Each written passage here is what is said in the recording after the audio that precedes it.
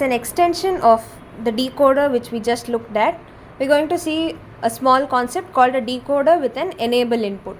Now, what is this? The enable input is basically something that acts like a switch, meaning when your switch is on, your device, whatever device it is, it performs the function it is expected to. But when your switch is off, it doesn't, right? So let's take an example of your air conditioners. When the switch or the regulator or whatever it is turned on, you increase the temperature or decrease it, the coolness changes accordingly. You set the swing or the fan speed or something, it responds to whatever you're telling it to do. But if your air conditioner is turned off and you try doing any of these things, although you are giving it a command, it will not respond, right? So that is something similar to that is what we're going to try here. So we're going to add a switch kind of input here, such that when my switch is high or when it is a 1, my decoder works just exactly as I've specified here. For this inputs, I get this output and so on.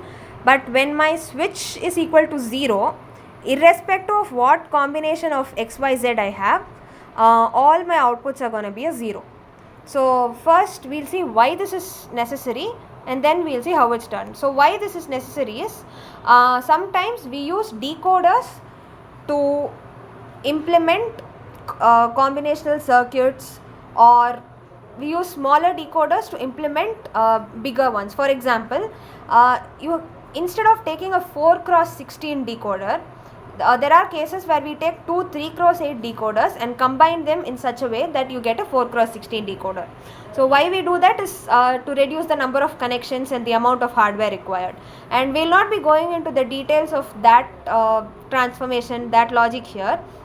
But the reason I am mentioning that is, when you are doing this kind of combinations, this kind of connections between decoders, there are situations where, let's say you have 2 decoders connected in the same setup.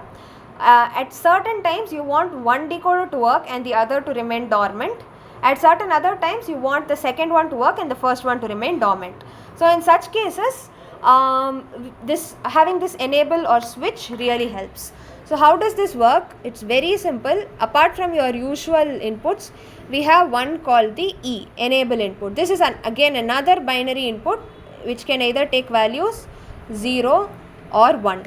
So what we do is, you connect this enable to each one of your outputs, to the AND gates. I mean, here we had x dash, y dash, z dash, right, for your D naught.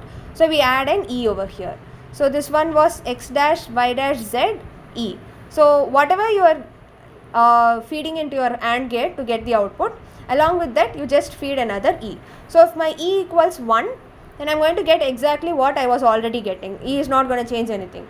And if E is 0, then irrespective of what my XYZ is, my circuit will give a 0 for all 7 values. So this E acts like a switch and it is called the enable input. So the connection is very simple. Apart from your XYZ, you just add another line called E and you AND it in each of your outputs. And the purpose, like I said, is when you are combining decoders to form more complicated circuits, sometimes having a switch helps.